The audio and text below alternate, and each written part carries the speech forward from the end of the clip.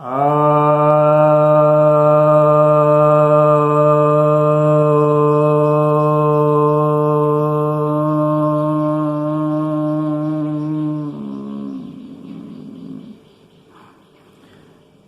भक्तजनों को सप्रेम नमन। भक्तों, आज मैं एक नई श्रृंखला शुरू करने जा रहा हूँ। कई वीडियो बनाए हैं तो उसमें कई भक्तों ने कई तरह के प्रश्न, जिज्ञासाएं, परिप्रश्न उठाए हैं। तो जो उनमें से कुछ समुचित लग रहा है और जिनका विशेष आग्रह है, उसके हिसाब से मैं प्रश्नों का उत्तर दे रहा हूं। हालांकि मैं लिखित उत्तर भी दे सकता हूं जो पूछे गए हैं, और कहीं कहीं पर मैंने दिया भी है, परंतु कुछ कुछ विषय में, कुछ कुछ जिज्ञासाओं में उतना लंबा लिखना संभव नहीं होता है और पूरा एक्सप्लेन नहीं किया जा सकता है। इसलिए यह मैं वीडियो बना करके ही आपके समक्ष प्रस्तुत कर रहा हूं, ताकि अन्य लोग भी लाभान्वित हो सकें। तो आज मैं एक भक्तिन हैं, राजेश्वरी वसंदानी। इनका बहुत लंबे समय से काफ़ी ये रुचि से वीडियो देख रही है मेरा, और इनके अच्छे भाव भी हैं। शिष्या का भाव इन्होंने बनाया है। तो इनकी जो भी जिज्ञासाएं हैं वो सबके लिए हितकारी हैं। तो मैं इन्हीं की जिज्ञासाओं का इस बार के वीडियो में उत्तर दे रहा हूं। तो इनकी जो पहली जिज्ञासा है, यह एक सुदर्शन चक्र के ऊपर जो एक हमारा वीडियो आया था, उस पर इन्होंने जिज्ञासा की थी। तो ये भी ध्यान में जाती हैं। तो इनकी जिज्ञासा है कि ध्यान अवस्था में नुकीला प्लेटिनम रंग का तेज गति करता हुआ चक्र दिखता है, जिसकी आवाज़ भी आती है, वह सुदर्शन चक्र जैसा है। क्या आज के युग में भी देवलोक में यह गति कर रहा है, या जो मैंने देखा है वह मेरे भीतर की राक्षस तत्व को भेदने का संकेत है? बहुत अच्छी जिज्ञासा है। सुदर्शन चक्र का उसके ऊपर विशेष में ज़्यादा नहीं कहूँगा, वीडियो बना हुआ है, मैं दोबारा उसको बढ़ाना नहीं चाह रहा। मुख्य बात यह है कि जो अच्छा दर्शन हो उसे सुदर्शन कहते हैं। और यह जो है, हमारी कुंडलिनी शक्ति जब जागृत हो जाती है, उसके बाद यह चूँकि शक्ति का परिचायक है, तो यह राक्षस तत्व के भेदन का, यानी हमारे भीतर जो राक्षस तत्व हैं, राक्षसी वृत्तियां हैं, उनको भेदन करने का यह एक प्रतिनिधि शक्ति तत्व है। तो इस शक्ति तत्व से जो हमारी आध्यात्मिक प्रगति होती है और हमारे चक्र, अन्य चक्र भी जागृत होते हैं। तो सुदर्शन चक्र अल्टीमेट होता है, जो सभी प्रकार के राक्षसी तत्वों का वध कर देता है, राक्षसी वृत्तियों का वध कर देता है। परंतु क्या यह सिर्फ हमारे शरीर की ही बात है? तो नहीं, ऐसा है कि जो हमारे शरीर में है वही हर अणु परमाणु में भी है। वह ग्रह, नक्षत्र, तारे, उपग्रह आदि में भी है, वह अन्य वस्तुओं में भी है।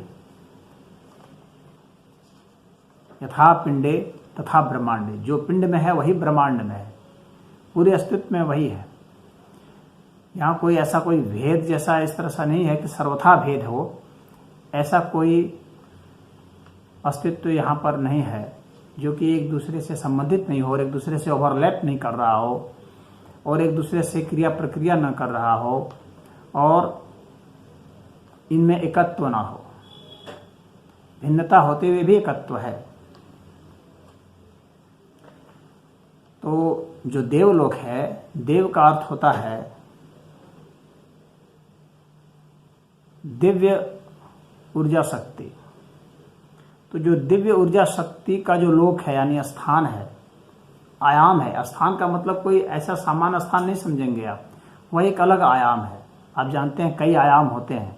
सामान्यतः हम लोग जिस जीवन में रह रहे हैं ये 4 आयाम का है, आगे पीछे, ऊपर नीचे, दाएं बाएं और समय। समय में ये सब जो ये तत्व जो है ये गति कर रहा है। ये सामान्यतः 4 आयाम है, परंतु वेद में 64 आयामों तक की बात की गई है। इतने इतने लोक हैं, तो उनमें से एक लोक देवलोक भी है। तो देवलोक में ऊर्जा काफ़ी दिव्य ऊर्जा होती है, जहाँ हम आगे पीछे भी समय में जा सकते हैं। और यह जो ऊर्जा है इसकी दिव्यता इस अर्थ में होती है क्योंकि यह देव जो है वो भोग योनि कहा जाता है देवताओं की। यानी ये सारे पुण्यात्मा लोग होते हैं। यानी जब हम पुण्य कर्म करते हैं तो वह पुण्य कर्म जो है वह देवत्व को प्राप्त कराता है। पुण्य कर्म जो हमारे होते हैं वह हमारे भीतर देव शक्ति की जागृति करता है, दिव्य शक्ति की जागृति करता है और हम अच्छे भोग भोगते हैं। भोगने की वासना होती है। वे सब आध्यात्मिक प्रकृति के लोग नहीं होते हैं। सात्विक प्रकृति के हो सकते हैं परंतु आध्यात्मिक नहीं, यानी वो गुणों से परे नहीं होते हैं, गुणातीत नहीं होते हैं। वे गुण के भीतर ही रहते हैं, सात्विक गुण के तहत रहते हैं, राजसी गुण के तहत रहते हैं। तो सत रज का वो मिश्रण होते हैं और रज की उनमें प्रभुता होती है। तो रज की प्रभुता होती है लेकिन सत्व गुण के मिश्र होते हैं। तो ऐसे जो लोक हैं, ऐसा जो आयाम है, ये हमारा भी आयाम है, अन्य का आयाम है, किसी का भी आयाम हो सकता है। तो जिस आयाम में हम रह रहे हैं, तो यदि हम वैसे आयाम में रह रहे हैं जो मैंने देवताओं के विषय में बताया, तो वहाँ पर यह चक्र गति करता है। यह जो सुदर्शन चक्र है ये उन हर जगह में गति कर रहा है जो अभी आध्यात्मिक नहीं हुआ है। उन हर स्थानों में सिर्फ जो शुद्ध भक्त हैं, अहेतुकी जो भक्त हैं, जो बिना हेतु के ही भक्ति करते हैं, सिर्फ सुदर्शन चक्र वहाँ पर प्रभाव अपना नहीं रखता है। आप श्रीमद् भागवत में भी देखेंगे तो भगवान ने बताया है सुदर्शन चक्र का वहाँ पर कोई असर नहीं होगा। अहेतुकी भक्ति जो करते हैं वहाँ सुदर्शन चक्र की कोई जरूरत भी नहीं है, क्योंकि वहाँ तो शुद्ध भक्ति हो चुकी है। अब इनका जो है दूसरा जो इनका प्रश्न है, इनकी जिज्ञासा है कि क्या श्री राम और श्री कृष्ण के विशेष गुण थे अन्य अवतारों से। आजकल एक प्रथा है कि कोई गुरु सिद्धि के कारण अपने को अवतार कहते हैं, जैसे साईं बाबा। अवतार और अवधूत में क्या अंतर है? तो श्री राम और श्री कृष्ण, ये श्री कृष्ण जो हैं ये परम ईश्वर है, परमेश्वर है। और श्री कृष्ण के ही सब स्वरूप हैं। श्री राम भी श्री कृष्ण के ही स्वरूप है, विष्णु भी श्री कृष्ण के ही स्वरूप है। महाविष्णु से भी ऊंची अवस्था भगवान श्री कृष्ण की है, तो वे अवतार माने जाते हैं, परंतु उनकी अवस्था भगवान विष्णु के अवतार माने जाते हैं, परंतु स्वयं भगवान विष्णु उनसे उत्पन्न हुए हैं। तो उनसे उत्पन्न होने की वजह से, उनके माध्यम से होकर के आने की वजह से वे अवतार माने गए, न कि भगवान विष्णु के वे एक अंश हैं। ऐसा जो लोग कहते हैं वे सही नहीं है। श्री कृष्ण परम है, उनसे महाविष्णु है, महाविष्णु से विष्णु है, और फिर विष्णु से श्री कृष्ण आते हैं जो धराधाम पर आते हैं, वे श्री कृष्ण। तो जहाँ तक गुण की बात है, विशेष गुण की बात जो इन्होंने पूछी है, तो वे तो गुणातीत हैं और सभी गुण उनमें हैं। विशेष गुण क्या, कोई ऐसा गुण नहीं है जो उनमें नहीं है, सारे गुण उन्हीं के हैं, सब कुछ उन्हीं का है। वासुदेवः सर्वमिति भगवान कृष्ण ने गीता में स्वयं कहा है कि सब कुछ जो है वासुदेव है, वासुदेव से परे कुछ नहीं है। तो श्री राम और श्री कृष्ण एक अभिन्न तत्व हैं। और जो अवतार होते हैं, तो भगवान ने अवतार के विषय में बताया है कि अवतार में क्यों लेता हूँ। हाँ, यदा यदा ही धर्मस्य ग्लानिर्भवति भारत, जब जब धर्म की हानि होती है तब तब मैं अवतार लेता हूँ। परित्राणाय साधूनाम विनाशाय च दुष्कृताम, और जो साधु लोग हैं उनके परित्राण के लिए, उनके कल्याण के लिए, उनको स्वयं की साक्षात अनुभूति देने के लिए, साक्षात वार्तालाप करने के लिए। क्योंकि जो साधु संत होते हैं, जो अहेतु की भक्ति करते हैं, उनकी एकमात्र यही जिज्ञासा होती है, उनकी एकमात्र यही होती है जिज्ञासा कि वे मेरे सामने हों, मैं उनसे बात करूं, उनके साथ हंसूं, उनके साथ बोलूं, उनके साथ खेलूं, कूदूं, खाऊं, पीऊं, नहाऊं, सोऊं। यही उनकी एक इच्छा होती है, और कोई इच्छा नहीं होती। तो ऐसे के लिए भगवान आते हैं। हालांकि वे ऐसे मुक्त होते हैं, परंतु उन्हें मुक्ति की जरूरत नहीं होती है, उन्हें भक्ति की जरूरत होती है। और इसलिए वे साक्षात सामने में भगवान को चाहते हैं, और उनके ही सुख के लिए भगवान आते हैं। और जैसे कहा, विनाशाय च दुष्कृताम, जो दुष्ट लोग हैं उनको नष्ट करते हैं, किस लिए? उनके विकास के लिए, ताकि वे और विकसित हो जाएं। क्योंकि अब वे साधना के जरिए वे मुक्त नहीं हो पा रहे हैं, तो उनको जो है उनका अंत करके, इस योनि से उनको छुटकारा दिला करके उनका विकास कर दिया जाए, तो उसके लिए भी आते हैं। तो भगवान के लिए वे भी प्रिय हैं जो परम दुष्ट लोग हैं, और वे भी प्रिय हैं जो परम साधु हैं। दोनों का विकास अलग अलग तरीके से होता है, बात इतनी है। और वैज्ञानिक भी बतलाते हैं कि विकास कई डायमेंशन में होते हैं, कई दिशाओं से होते हैं, कई डायरेक्शन से होते हैं। तो उनका डायरेक्शन अलग है, जिनका विकास भगवान करते हैं दुष्टों का, और जो साधारण मनुष्य हैं उनका विकास अलग तरीके से होता है, साधुओं का विकास अलग तरीके से हो जाता है। तो विकास सभी का होता है, जो जिस स्तर का होता है वैसा विकास उनका हो जाता है। तो विशेष गुण की बात नहीं है, सब गुण उनके अंतर्गत हैं। अब रही बात अन्य अवतारों से संबंधित, तो अन्य अवतार भी जो होते हैं, अवतार जो भी होंगे, हाँ, तो वे कुछ न कुछ विशेष गुण तो अवश्य रखते हैं, तभी उन्हें अवतार कहते हैं।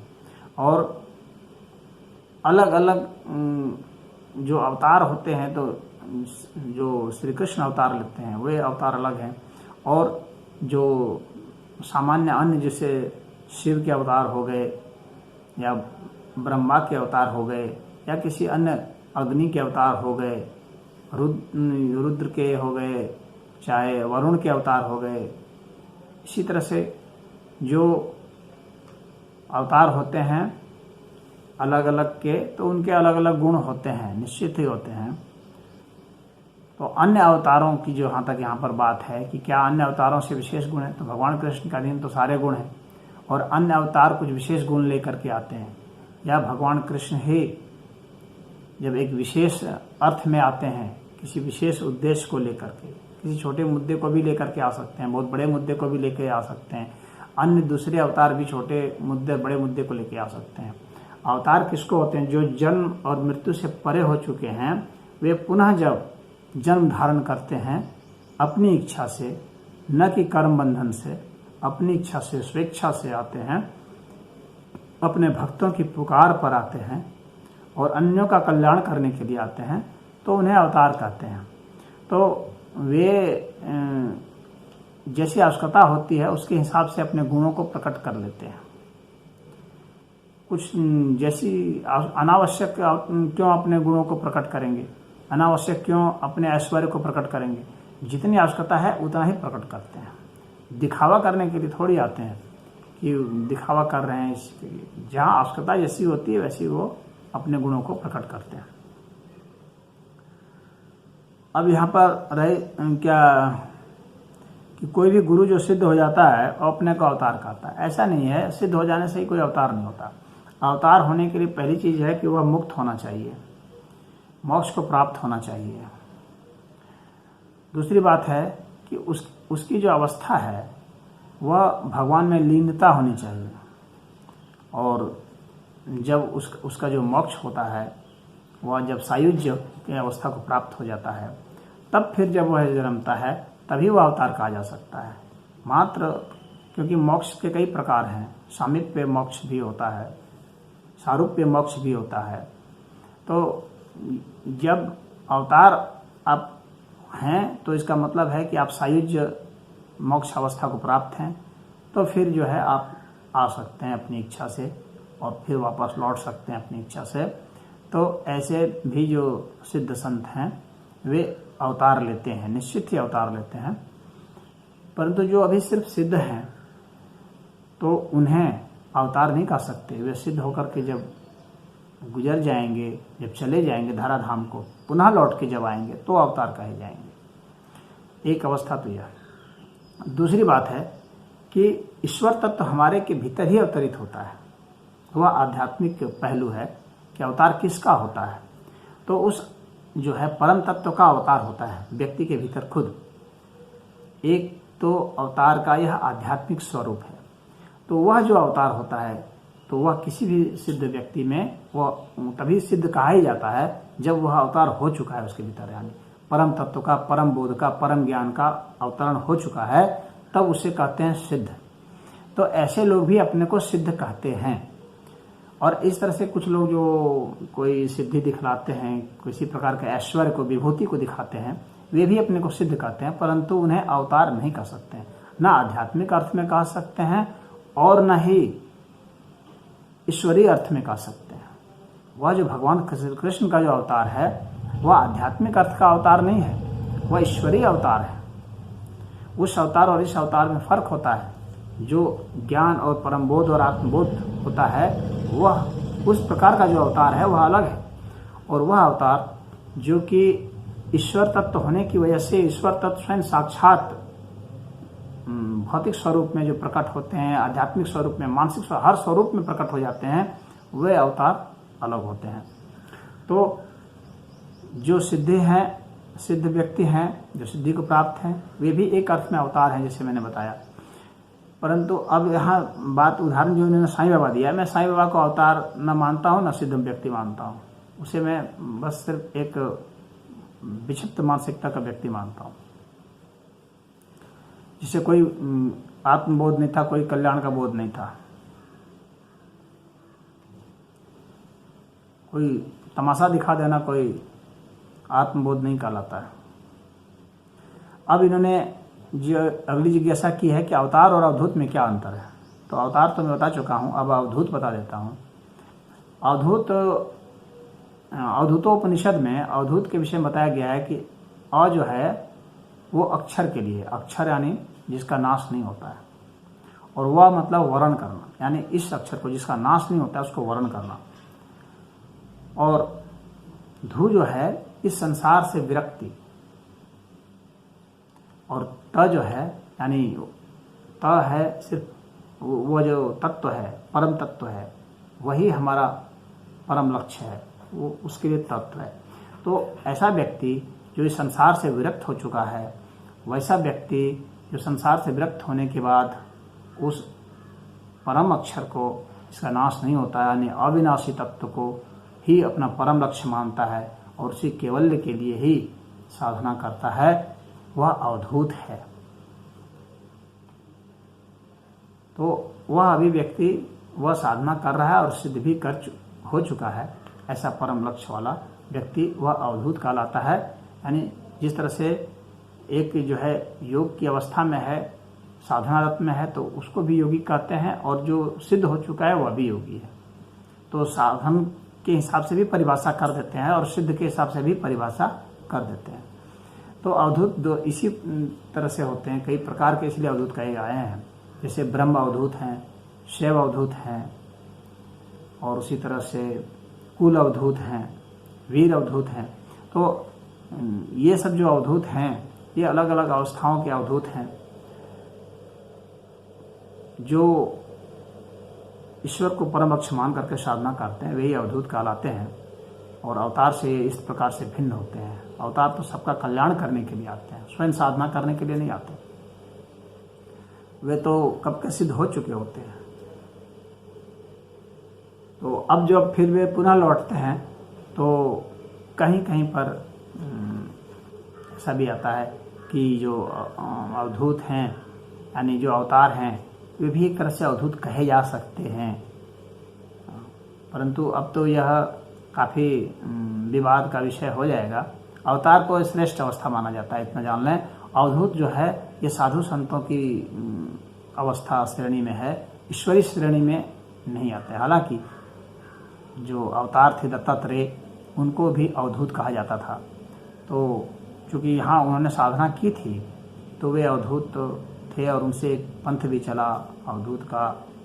दत्तात्रेय का जो पंथ है, गोरखनाथ का पंथ जो है, गोरक्ष तंत्र संग्रह में भी अवधूत के विषय में बताया गया है। निर्वाण तंत्र शास्त्र जो है उसमें भी, महानिर्वाण तंत्र शास्त्र जो है उसमें भी अवधूत के विषय में बताया गया है। तो अवधूत ऐसे ही लोगों को कहा जाता है जो फक्कड़ टाइप के हों, लापरवाह किस्म के हों, और संसार के प्रति लापरवाह हो। लापरवाह मतलब सबके प्रति नहीं, संसार के प्रति, और नज़रअंदाज किए हुए हों। घृणा नहीं कर रहे हैं लेकिन नज़रअंदाज किए हुए हैं, और ईश्वर में जो अपने को रमाए हुए हैं, वे सब अवधूत हैं। तो ये अंतर है अवधूत तो इसमें। और इसके बाद जो है इनकी जिज्ञासा है कि एक और कि आज के तनावपूर्ण माहौल में कर्म की क्या भूमिका है।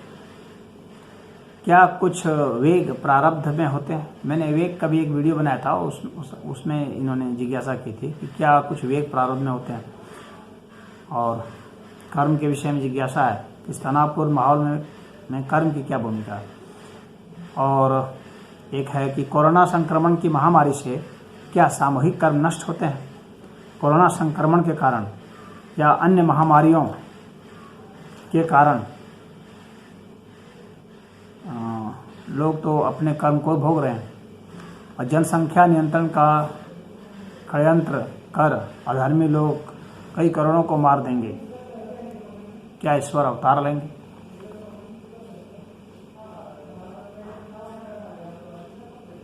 तो देखिए ऐसा है कि माहौल चाहे तनावपूर्ण हो चाहे गैर तनावपूर्ण हो,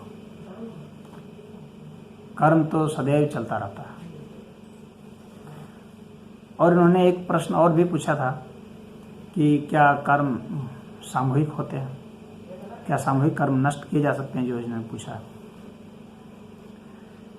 तो कर्म तो सदैव चलता रहता है, न ही कश्चित् क्षणम अपि जातु तिष्ठत् अकर्म कृत। भगवान कृष्ण कह रहे हैं कि कोई ऐसा क्षण नहीं होता जबकि कर्म नहीं हो रहे होते हैं, कर्म तो होते ही रहते हैं। कर्म क्या है, ऐसी गति जिसे हमारी चेतना संचालित करती है, हमारा मन संचालित करता है, वह कर्म है।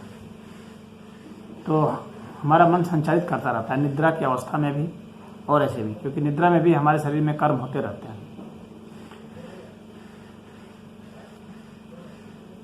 तो माहौल कैसा भी रहेगा, कर्म तो होगा ही होगा, कर्म को रोका नहीं जा सकता है। और हम अपने अच्छे कर्म के जरिए, अच्छे कर्म क्या, यानी ईश्वरीय कर्म, आध्यात्मिक कर्म, वे कर्म जो हमें आध्यात्मिक बनाते हैं, अन्य आध्यात्मिक गुणों का समावेश करते हैं, सात्विक गुणों का समावेश करते हैं और फिर गुणातीत करते हैं, वैसे कर्म जो हैं वे हमें शुद्ध पवित्र करते हैं। और वैसे कर्मों से हम अपने तनावपूर्ण माहौल को कम कर सकते हैं, ख़त्म कर सकते हैं और अपने जीवन को सुखी और आनंदित कर सकते हैं। अब इसके बाद है कि क्या सामूहिक कर्म होते हैं या निजी कर्म। तो मैं बता दूं, कोई भी कर्म निजी नहीं हो सकता। अगर हम खोजें कि मैं कहाँ हूँ, क्या मैं ये हाथ हूँ, क्या मैं ये सिर हूँ, अगर मैं सोचूंगा तो मैं अपने को कहीं नहीं पा सकता, क्योंकि वास्तव में यह मैं जो है यह एक अहंकार होता है। यह माइंड का, यह हमारे मन का बस एक छोटा सा अंश है, जो कि वह अपने को एक पहचान के साथ अपने को आइडेंटिफाई कर रहा है, एक पहचान के साथ अपने अस्तित्व को जोड़ रहा है। तो वह जो है ये कहता है कि यह मैं हूँ, अन्यथा और मैं कहीं आप नहीं खोजेंगे, कहीं नहीं पाएंगे। तो मूलतः यहाँ जितने भी कर्म होते हैं ये सब सामूहिक होते हैं।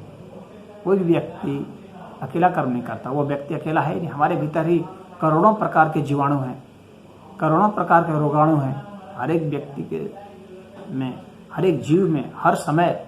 तो उनकी भी भीतर भूमिका चल रही है, उनकी भी कुछ डिमांड चल रही है, उनकी भी कुछ आपूर्ति हम लोग कर रहे हैं। तो हम लोग जो कुछ भी कर रहे हैं तो उसमें उनका भी रोल है। और फिर बाहर जो हैं अन्य लोग हैं, उनके विचार आते हैं, उनके कर्म प्रभावित होते हैं, तो हम सामूहिक कर्म करते हैं। अन्य पदार्थ आते हैं, उनसे क्रिया प्रक्रिया करके ही हम किसी घटना को अंजाम देते हैं। प्रकृति में कई तत्व हैं जिनसे ये होता है, चाहे अणु परमाणु क्वार्क ले लें, इलेक्ट्रॉन प्रोटॉन ले लें, न्यूट्रॉन न्यूट्रिनो ले लें, चाहे हम सूर्य, तारे, ग्रह, नक्षत्र, ब्लैक होल या कोई स्टार ले लें, तो उन सब के पूरे ब्रह्मांड के, पूरे अस्तित्व के प्रभाव से ही कोई घटना घट रही है। तो ये हर समय सामूहिक ही घटती है। सामूहिक कर्म को या किसी भी प्रकार के कर्म को कोई एक व्यक्ति ऐसे नष्ट नहीं कर सकता है।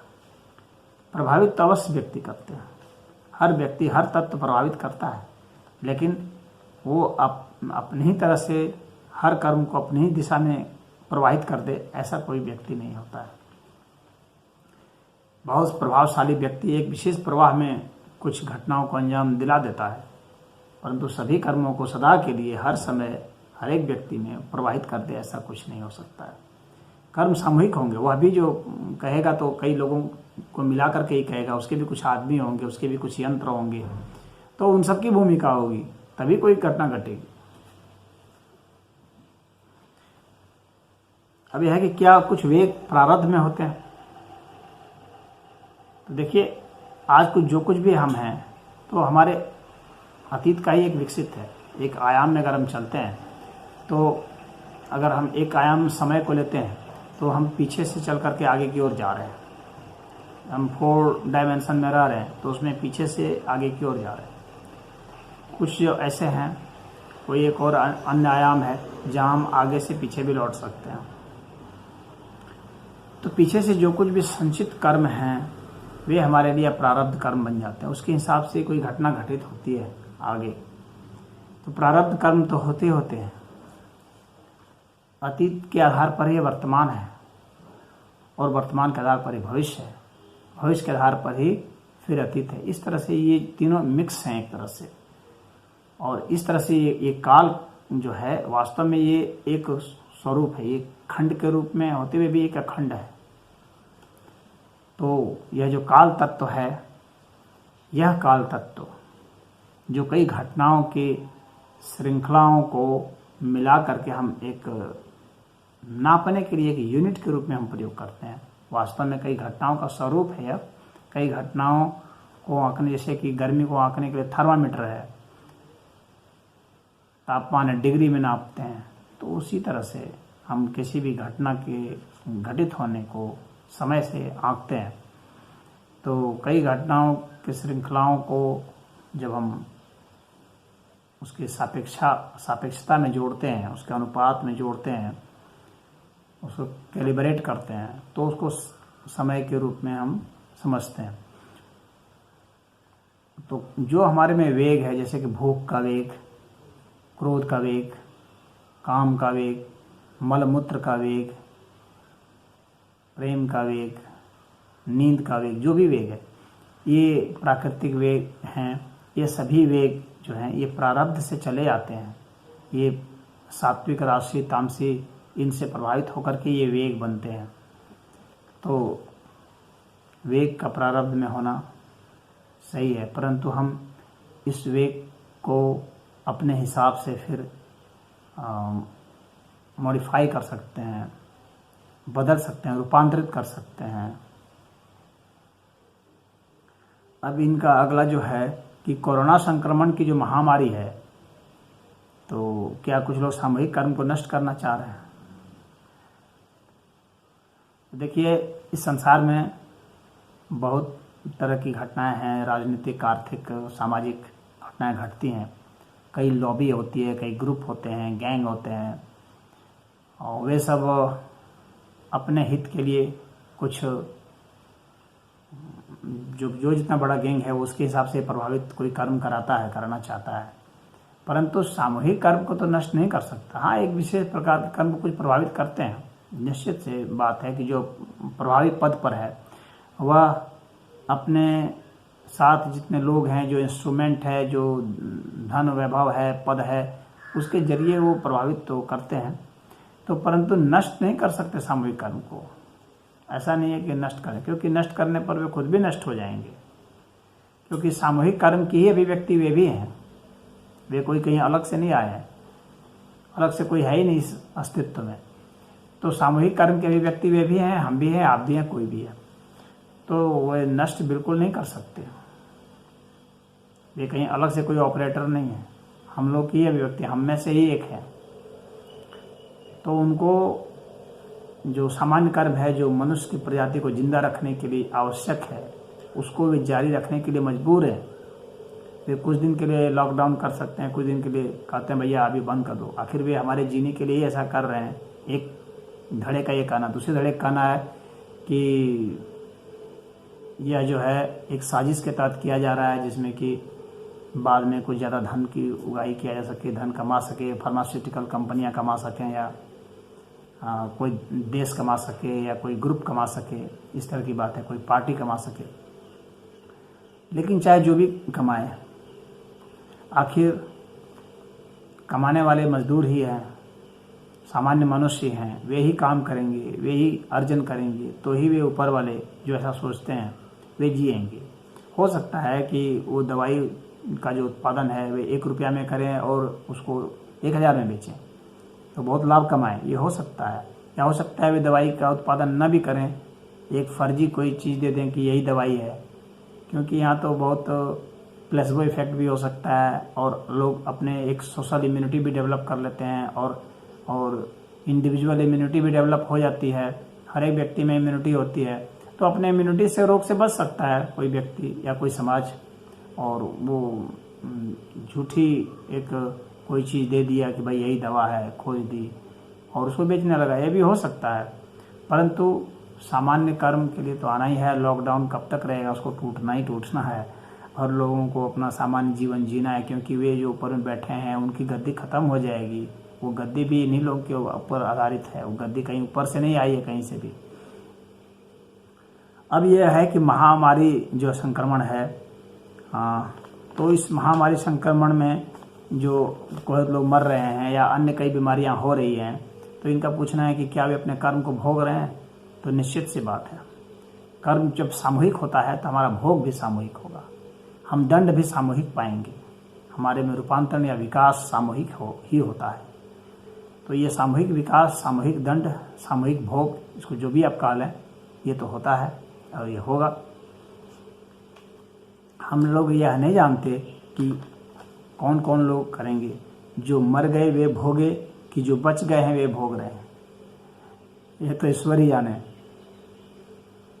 अक्सर हम लोग मरने को ही कहते हैं कि ये दंड भोगा, लेकिन जो जीवित है वे भी दंड भोग रहे हैं, ये हो सकता है। जो प्रभु की सेवा में नहीं, वे सब भोग ही भोग रहे हैं। जो प्रभु की सेवा में, बस सिर्फ वे ही उद्धार की स्थिति में। अब इनका कहना है कि जनसंख्या नियंत्रण का कोई प्रस्ताव आने वाला है, तो क्या वो षड्यंत्र है? अधर्मियों के द्वारा, जो करोड़ों लोगों को इससे मार दिया जाएगा। देखिए, ये प्रकृति का एक नियम है कि आपकी जनसंख्या उतनी ही रह सकती है जितना कि प्रकृति संभाल सकती है। जितने संसाधन मुहैया कराए जा सकते हैं उतनी ही कोई जनसंख्या टिक सकती है। अतिरिक्त जनसंख्या को तो प्रकृति ऐसे ही मार देती है। यह प्रकृति का एक नियम है, कई नियमों में से एक नियम यह भी है। तो या तो आप स्वयं अपने को नियंत्रित कर लें संसाधन के हिसाब से। यदि आप टेक्नोलॉजी इतनी विकसित नहीं कर पा रहे हैं कि कई प्रकार के संसाधन, नए संसाधन या अत्यधिक संसाधन विकसित कर सकें, तो फिर आपके पास यह एक सीमित साधन की अवस्था आ जाती है। हालांकि संसाधन तो असीमित हैं, परंतु असीमित संसाधन को अपने उपयोग के योग्य बनाने के लिए तकनीक चाहिए। तो आपका विज्ञान, ज्ञान क्या इतना समर्थ है कि उसे तकनीक के रूप में विकसित करके उपभोग के लायक बना दे? यदि इतना समर्थ है तो फिर ठीक है, फिर आबादी बढ़ाई जा सकती है। लेकिन यदि समर्थ नहीं है तो फिर आबादी तो घट ही जाएगी। प्रतियोगिता करके, वार करके, संसाधनों के लिए लूट मचेगी, उसमें लड़ेंगे, मरेंगे, या कई बीमारियां आएंगी, बहुत कंजेस्टेड वातावरण में रहेंगे, तनावपूर्ण वातावरण में रहेंगे, नई नई बीमारियों को खुद भी पैदा करेंगे और बीमारियां स्वयं भी पैदा होती हैं। तो इस तरह से वो अपने आप जो है चेक एंड बैलेंस सिस्टम प्रकृति का है, तो प्रकृति बैलेंस करते रहती है। मनुष्य भी जो करता है वो प्रकृति के ही नियमानुसार करता है। मनुष्य कोई प्रकृति से बाहर की चीज नहीं है, प्रकृति का ही एक अंश है। तो प्रकृति का अंश होने के नाते मनुष्य जो कुछ भी करता है वो प्रकृति का ही किया हुआ माना जाना चाहिए। तो यह जो है संतुलन बनेगा। और जनसंख्या नियंत्रण जो है वह सरकार इसीलिए सोच रही है क्योंकि जनसंख्या विस्फोट हो जाएगा तो फिर लोग ऐसे मरेंगे। जनसंख्या अगर आप बहुत बढ़ाते चले जाएंगे तो फिर लड़ के, झगड़ के, दंगा फसाद करके मरेंगे। और अगर जनसंख्या आप नियंत्रण कर देते हैं, कम बच्चे पैदा करते हैं, तो जाहिर सी बात है कि आप अच्छे से जी सकते हैं कम संसाधन में। क्योंकि संसाधन कम रहेगा तो जनसंख्या कम रहेगी तो जी सकेंगे ठीक ढंग से, अन्यथा जनसंख्या बहुत ज़्यादा हो जाएगी। अब इसके बाद बात है कि क्या यह अधर्म है? तो धर्म और अधर्म का निर्णय करना बहुत ही कठिन कार्य है। धर्म और अधर्म क्या है इस विषय पर निर्णय करना अत्यधिक आवश्यक भी है इस जगह पर, क्योंकि यह जिज्ञासा इनकी है। तो जो प्रकृति जो करती है, जिसके हिसाब से प्रकृति जो कराती है, समझ लीजिए कि वही धर्म है, क्योंकि वह ये प्रकृति का गुण है। तो प्रकृति का स्वभाव, तो कर्तव्य कर्म जो है वह धर्म है। जनसंख्या नियंत्रण बिल अगर आ जाएगा तो भी धर्म होगा, और नहीं आएगा और लड़कर के मरेंगे वह भी एक धर्म होगा। तो यहाँ पर जो भी घटना घटेगी वह सब धर्म के ही तहत घटेगी। अब वह है कि हम वास्तव में धर्म किसे कहते हैं।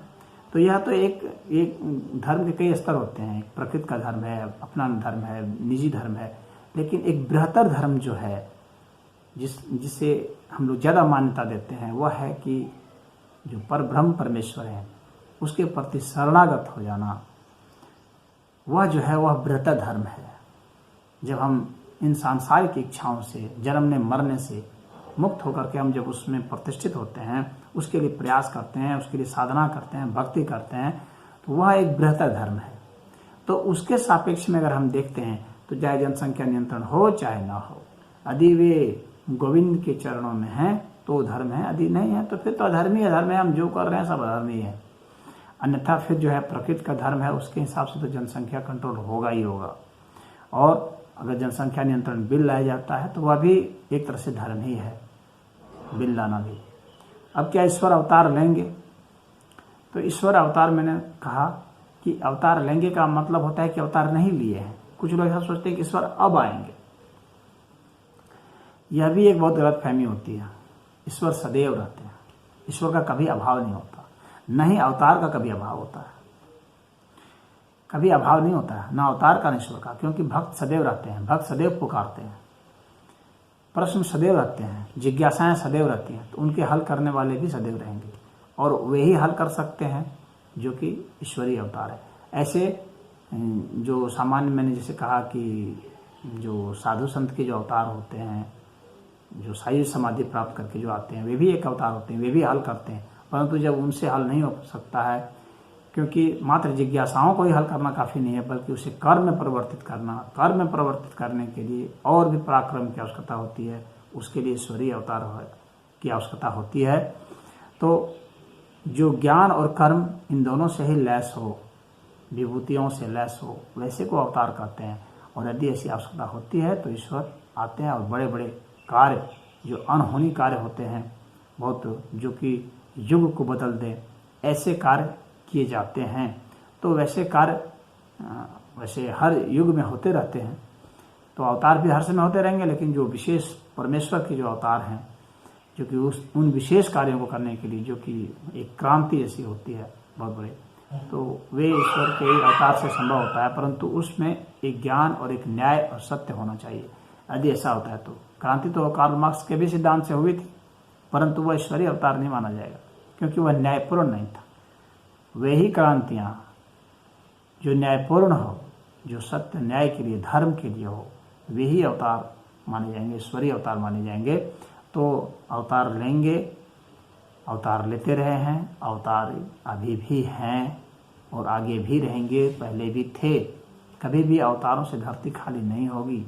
और ये मनुष्यों में ही नहीं, सभी प्राणियों में अवतार होते हैं, पशुओं में, पक्षियों में, वनस्पतियों में, रोगाणु, जीवाणु, सभी में सबका विकास होता है। सबके मास्टर, सबके गाइड होते हैं, सभी में वही व्यवस्थाएं होती हैं। यहाँ तक कि जो जिसको निर्जीव भी आप कहते हैं, वहाँ भी अवतार होते हैं। अवतार तत्व वहाँ भी होता है, वहाँ भी कुछ विशेष तत्व होते हैं जो उन्हीं से संबंधित। सारे लोहे भी एक समान नहीं होते हैं, कुछ कांत लोहा होता है, कुछ जो है सामान्य लोहे होते हैं, कई तरह के लोहे भी होते हैं, कई तत्व के हीरे भी होते हैं, कई तरह के हीरे होते हैं, सारे एक जैसे नहीं होते हैं। उनका भी आपस में रिएक्शन होता है, उनके भी एक ग्रुप होता है। तो अवतार सभी जगह है, सभी तत्वों में। हाँ, वो जिस तरह से हैं, वहाँ जिस तरह की आवश्यकता है उसके हिसाब से ही है। तो अवतार लेंगे की बात यह नहीं है, अवतार हर समय लेते रहते हैं, आज भी अवतार हैं, आगे भी रहेंगे और पहले भी थे। कभी इससे लोप नहीं होता है, साधु संतों से लोप नहीं होता है, ज्ञानियों और विज्ञानियों से यह लोप नहीं होता है। ये अलग बात है कि अलग अलग कालखंड में अलग अलग अवस्थाओं के अलग अलग ज्ञानी और विज्ञानी होंगे, तो उस कालखंड के हिसाब से वो वैसा उपदेश देंगे और वैसे लोगों के लिए वैसा उपदेश देंगे। अलग अलग स्तर के जो गुरु हैं, वे अलग अलग स्तर के शिष्यों के लिए कार्य कर रहे हैं और करते रहेंगे। तो आज की जो है जिज्ञासा समाधान का यह वीडियो समाप्त होता है। अगर कुछ आप लोगों को और कहना है तो कमेंट बॉक्स में जाके कह सकते हैं। ओम हरि।